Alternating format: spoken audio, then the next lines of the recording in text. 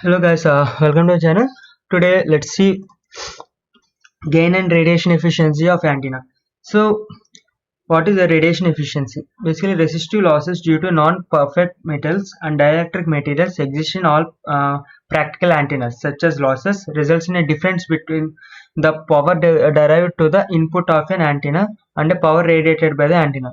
So what happens actually, I told you yesterday that in my last video I have told you that when I try to transmit some power into an antenna, let us take this is an antenna. I have transmitting some input power to this antenna, but while transmitting it will be radiating only small power, like some like this. So that means when I radiate,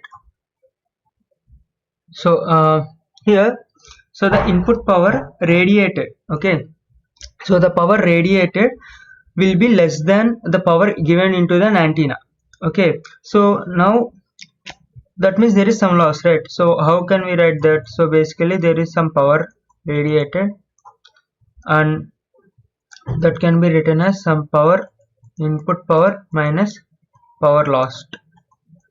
So this is the same thing here, taking here. So power loss, basically what is the radiation efficiency is the power radiated by the power input given input power. So when it take the ratio, we'll get as Pn by P loss. So Pn pin get cancel and 1 minus P loss by Pn. So this is the radiation efficiency. And note that there are other factors it can contribute to the effective loss of the transmit power, such as impedance mismatch at the input to an antenna and or polarization mismatch with the receiver antenna.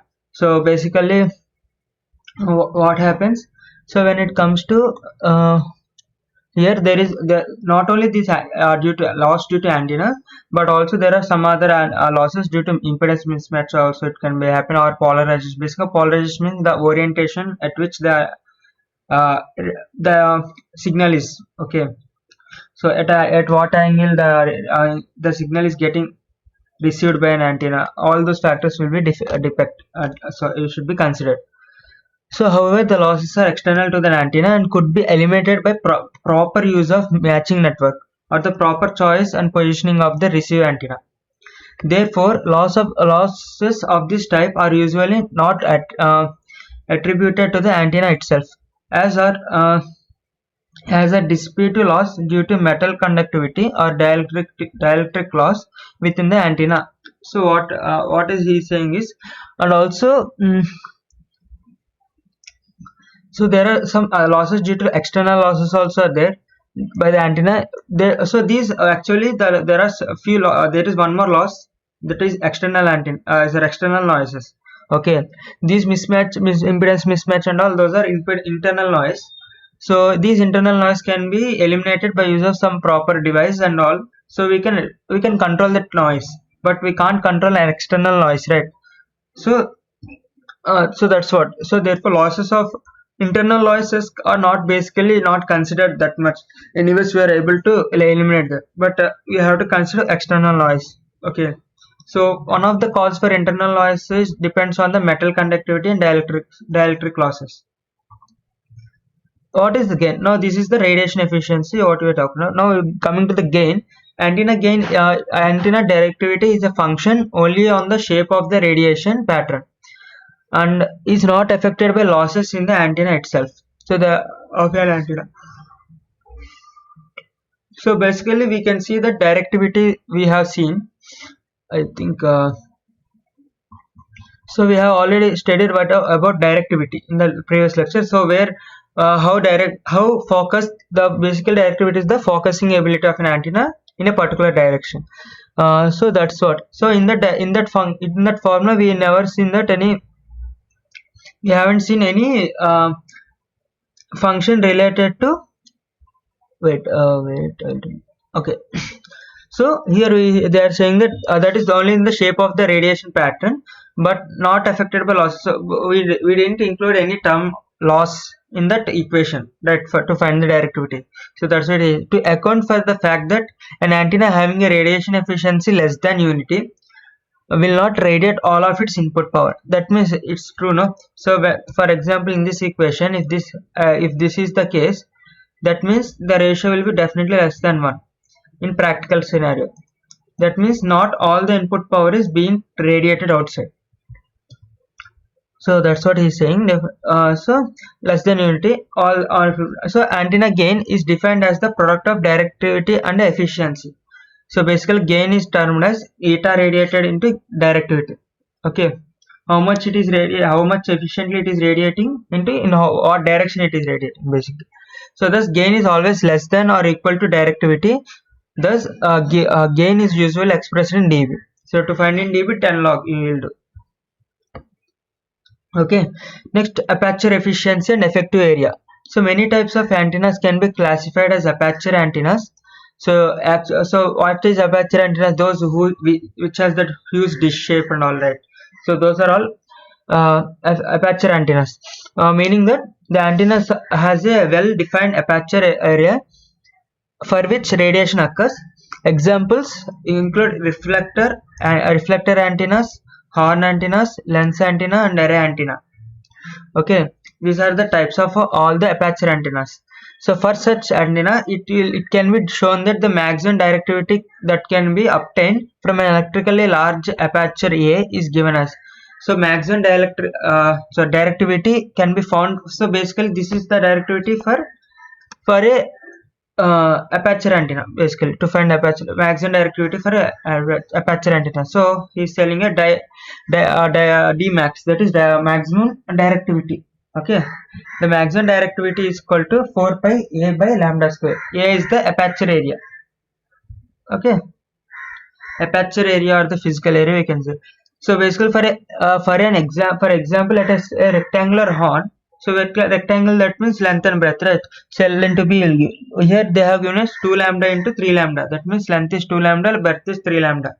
Has a maximum directivity of 2 pi, 24 pi or above 19. Okay. So we have substituted those values here.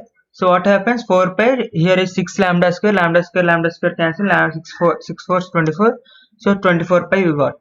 Or if you want to write in dB, it is 19 dB. In practice, there are several factors that can serve to reduce the directivity of an antenna for its maximum possible value, such as non-ideal amplitude or phase characteristics of aperture field, aperture blockage, or in the case reflector antennas, spillover of the feed pattern. Basically, these are all the other types. When you are trying to basically how this feed, you can see this a term called field. No, feed pattern means. So what happens? In aperture antennas, you can see there is a dish, and also there will be, if you observe your dish Tata Sky and all, there will be a dish on the terrace, right? It will be like some torch and it is connected to a dish. So this is the feed. Means that is the source. It will shoot the waves on the dish. It will reflect like a parallel. No, this is a concave lens. Concave mirror, same like a convex. It will be placed. The source is placed at a focal point. Okay, this will hit here and it will transmit in the parallel rays, like this it will work. Okay, so this is the feed. So basically this is the feed. Okay, this feed is actually it has to show, or it will focus the way it will on this like, so or you can say like shower. Okay, shower the waves over this disc. So basically what happens while doing that, sometimes the rays may miss this aperture, right? So that can be that's like on spillover means maybe sometimes what happens even more than this area. Okay, area of the disc, it might come outside also, spilling over. So this can be also be one of the reason like that. Okay, now aperture efficiency is defined as the ratio of actual directivity of an aperture antenna to the maximum directivity. So eta AP is equal to d by d max. So here we actually previously is a efficiency, radiation efficiency, that is what, how much is radiated by how much the input is, power radiated by power input. Here it is the aperture efficiency, eta AP means. So directivity by max, what is the maximum value it can direct? Okay, d by d max. So that's what. Or you can say dmax can, in the sense practically how much the dmax, ideally the dmax will directly write this, right? 4 pi a by lambda square, this is the dmax. But in general the practically we won't get that much, there will be some loss and all, so we will get less or high value of this. So less value, maybe less value or high value, we don't know, depending on whichever the parameter is change, had error. Okay, for example, if the lambda, if we give 10 but it's taking 15, or example, that means the value will get decreased. If the area you have given, actual area is actually it is 10. Okay, we are 10 meter square, you designed it for 10 meter square, but while you are making you are made for 10.5 meter square, like that. So the d max might increase, so the d at that particular, practically d value is the practical value, so the d might increase or decrease depending on the other factors. So that's what. So we can see that, and hence the directivity of an aperture antenna is d is equals to what we can write, and NAP, that is aperture efficiency into d max. D max is 4 pi a by lambda square. So aperture efficiency is always less than or equal to unity. So what he is saying is, in general it will be always less. Okay, d will be always less than d max. So up to which it can go, up to d max only it can go, more than that it won't go. Okay, so basically he's saying that, so that eta may be less than or equal to 1. Eta p, the definition of an antenna directivity, efficiency and gain were stated in terms of transmitting antennas, but they apply receiving antennas as well. So now, till now we have discussed in like in the point of transmitting antenna, the receiving antennas also the same thing will happen. It is the same, basically it's also an antenna only, no, that's what. So for an receiving antenna, it is also of interest to determine the received power for a given incident of plane wave field. So it has to determine how much power it is being received. Next, the received power will be proportional to the power density or pointing vector of the incident wave. So we need to write what is the power density of it. Okay, received power will be proportional to, basically what he is saying is received power for a given instant plane. So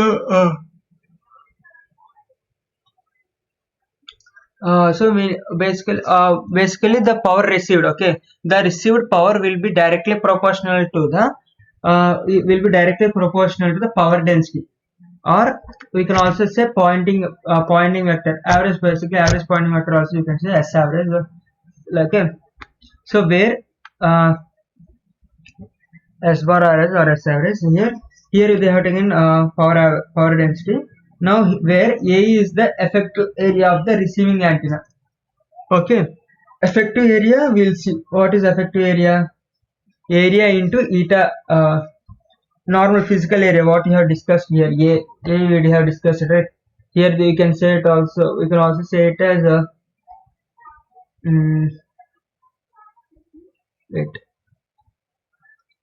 antenna's aperture or antenna physical area also we can say. Here that is A. What is eta AP, effective aperture efficiency, eta AP.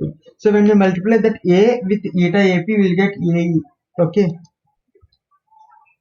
so that's what I think we'll see that below. So that is what here we are discussing. PR is equal to A into S average. The effective aperture area has defined dimensions of meter square. So normal effective area is also A meter square only. And efficiency, all anywhere, basically efficiency doesn't have any units, dimensionless quantities.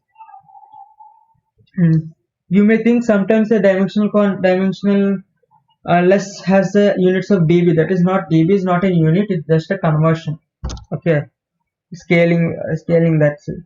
We are scaling down to dB. Next, and can be interpreted as a capture area also, you can say. The effective aperture is also called as capture area of a receiver antenna. Intercepting part of the incident power density radiated towards the receiver antenna. Okay, intercepting part of the incident power density. Next, so basically what he is saying is how much power it is able to capture. Okay, how much area is being getting contacted with the input signal. That is the effective area. The maximum effective aperture of an antenna can be shown as a relation between dielectricity and of the antenna. So AE is equals to d lambda square by 4 pi.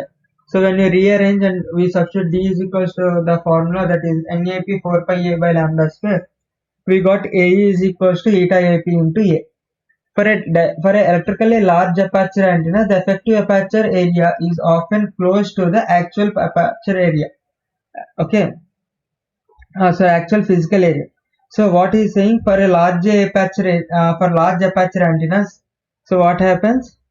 So it will be looking same. So the values when you found effective aperture and the physical area, they will be similar. Both they are too close to each other. The values are too close to each other. However, for many other types of antennas such as dipole and loops, there is no simple relation between the physical cross-section area of the antenna and its effective aperture area. So basically we found this area formula, aperture efficiency and all, by taking a point that we are doing for large area, that is aperture antennas. We have done this formula for aperture antennas. Okay, when we comes to the dipole or wire, basically these are wire antennas, right? Dipole, loops and all.